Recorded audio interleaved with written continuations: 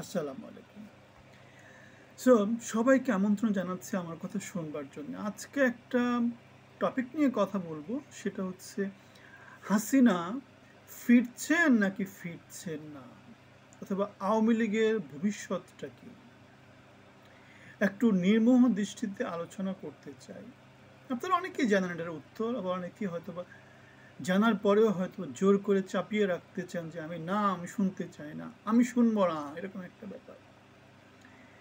তাহলে হাসিনা যে বাংলাদেশ থেকে 5ই অগাস্ট চলে গেল, তার যদি বিচার হতো, তার যদি ফাঁসি হতো, তাকে তো চলে যেতে দিত না। আর যদি ক্ষমতাধর কেউ যদি তার বিচার চাইতো, তাকে তো কেউ চলে যেতে দিত না। সুতরাং ক্ষমতাধর কেউ চেয়েছে হাসিনা চলে যাক, হাসিনা চলে গিয়েছে। বাংলাদেশের ক্ষমতা নিয়ামক কারা? বাংলাদেশের কেউ তো একজন মানুষ তো নিয়ামক না, অনেক অনেক জন মিলে নিয়ামক। যেমন হাসিনা যে শক্তিশালী হয়েছিল, সেটা কিভাবে শক্তিশালী হয়েছিল?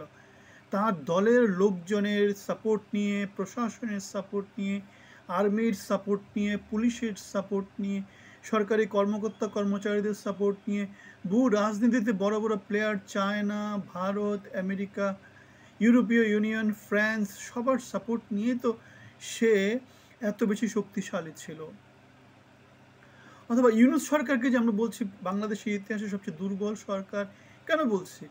কারণ বাংলাদেশের মধ্যে তার রাজনৈতিক দল নাই, তার তেমন কর্মী সমর্থক নাই, তার সাংগঠনিক ভিত্তি নাই, তিনি বাংলাদেশের জন্য এমন কিছু করেছেন তার কোনো উদাহরণ নাই, যে জন্য বাংলাদেশের লোকজন তার জন্য জীবন দিয়ে দেবে, অথবা তার অনুসারীরা তার জন্য জীবন দিয়ে দিবে, অথবা তিনি সরকারি লেভেলে কর্মকর্তা কর্মচারী এমন কাউকে নিয়োগ দেন নাই, পদায়িত করেন নাই, যারা অনেক বছর ধরে নুন খেয়ে গুণ গেয়েছেন। সুতরাং আমরা যেটা বলতে চাচ্ছি সেটা হচ্ছে হাসিনা বাংলাদেশ থেকে চলে গিয়েছে প্রভাবশালী বড় বড় লোকজনের সাপোর্ট নিয়ে, হাজার হাজার লক্ষ লক্ষ লোকজনের সাপোর্ট নিয়ে। হাসিনা বাংলাদেশে ফিরে আসবে ওই প্রভাবশালী হাজার হাজার লক্ষ লক্ষ কোটি কোটি লোকজনের সাপোর্ট নিয়ে, বৈশ্বিক যে সুপার পাওয়ার আছে তাদের সাপোর্ট নিয়ে, অথবা মানবাধিকার এবং আমাদের যেটাকে বলে সংগঠিত হওয়ার অধিকার, অথবা ভোটের যে অধিকার, যেটা আমরা বলি গণতন্ত্রের অধিকার, সেটাকে ইউজ করে হাসিনা বাংলাদেশে আবার চলে আসবে। আমরা দেখেছি গত 17 বছর ধরে বিএনপি নীতি নির্ধারণী লোকজন জেলখানায় ছিল, মামলা মোকদ্দমার মধ্যে আটকা ছিল, তারপরে দেশের বাইরে ছিল, নানা রকমের দমন পীড়নের মধ্যে তো ছিল। সো হাসিনাও হয়তো বা কিছুদিন ওরকম দমন পীড়নের মধ্যে থাকবে, কিন্তু এক সময় তারা আবার কি করবে? শক্তি অর্জন করবে। শক্তি অর্জন করে তারা আবার কি করবে? বাংলাদেশের রাজনীতিতে ফেরত আসবে। এই যে লক্ষ লক্ষ মামলা তো আমরা দিয়ে দিচ্ছি, এই সময় তো হাসিনা আর আসতে পারবে না। কারণ আসলে হয়তো বা দেশে যদি ক্ষমতার পট পরিবর্তন না হয়, অথবা যদি নেগোসিয়েশনের মধ্য দিয়ে ক্ষমতা ভাগাভাগি না হয়, তাহলে হাসিনা হয়তো বা জেলখানায় চলে যাবে, তাকে হয়তো বা নানা কিছু করার চেষ্টা হতে পারে। কিন্তু সুতরাং হাসিনা যে কয়দিন আছেন, হয়তো বা অল্প কিছুদিন, তার বয়স তো অনেক হয়েছে, এর মধ্যে তিনি যেহেতু ফাইটিং করেন, তিনি যেহেতু ফাইটার, বাংলাদেশ আওয়ামী লীগের যেহেতু দীর্ঘ একটা সংগ্রামের ইতিহাস আছে, বাংলাদেশের সবচেয়ে বড় রাজনৈতিক দল হচ্ছে গিয়ে বাংলাদেশ আওয়ামী লীগ, এবং তাদের ইতিহাস হচ্ছে কি মোটামুটি 100 বছরের ইতিহাস। সো এই দীর্ঘ ইতিহাসের মধ্যে এরকম ছড়াই উতরাই তারা অনেক অনেক অনেকবার পার হয়ে এসেছে, অনেক অনেক তাদের অভিজ্ঞতা আছে, তারা জানে যে তারা কি করবে। সো আমি মনে করি বাংলাদেশ আওয়ামী লীগের একজন ক্ষুদ্র কর্মী পর্যন্ত আমার মনে হয় না যে কোনো কারণে ভীত হয়েছে, বা কোনো কারণে। নেতারা তো প্রশ্নই আসে না, না, নেতারা এগুলো জানে কি হবে না হবে, কর্মীরা হয়তো বা অত বেশি জানে না, কিন্তু তারপরেও তারা জানে যে কি হতে যাচ্ছে। তাহলে হাসিনা ফিরছে কি ফিরছে না সেটা আলোচনা না, হাসিনা কবে ফিরছে সেটা হচ্ছে ব্যাপার। সো কবে ফিরছে, ফিরতে হলে যেটা লাগবে, বাংলাদেশে এখন যারা আছে তারা যেহেতু গুরুতরভাবে গিরগিটি হয়ে এখন যেহেতু হাসিনার বিরুদ্ধে নানা মনোভাব নিয়েছে, এখন এদের মধ্যে একটু পরিবর্তন আনতে হবে, সরকারি লেভেলে একটা পরিবর্তন আনতে হবে, ক্ষমতার কাঠামোতে একটা পরিবর্তন আনতে হবে, ইন্টারন্যাশনাল একটা প্রেশার গ্রুপ ক্রিয়েট করতে হবে।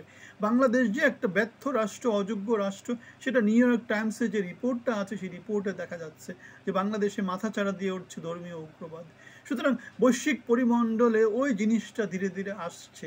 বাংলাদেশ আসলে 17 বছরে একটা স্থিতিশীল সরকার ছিল, সে জিনিসটা মূল্যায়ন হওয়া শুরু হচ্ছে।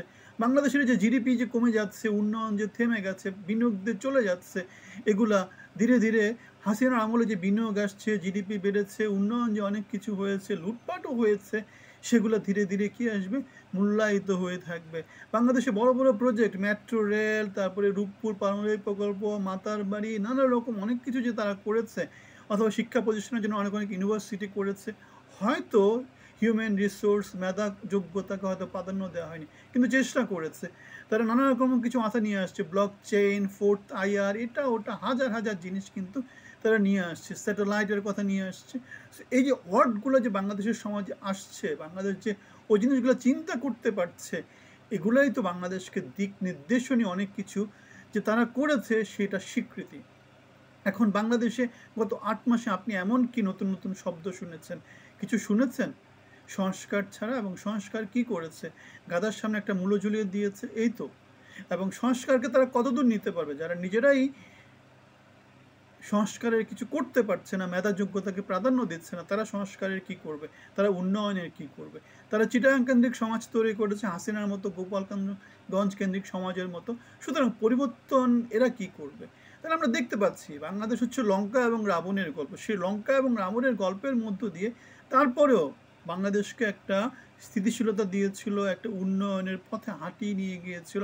বাংলাদেশ মোটামুটি এখন 7 লক্ষ কোটি টাকার একটা বাজেটের কথা বলতে পারে, বাংলাদেশ জিডিপি 6-এর কথা বলতে পারে, এখন সেটা কমে গেছে।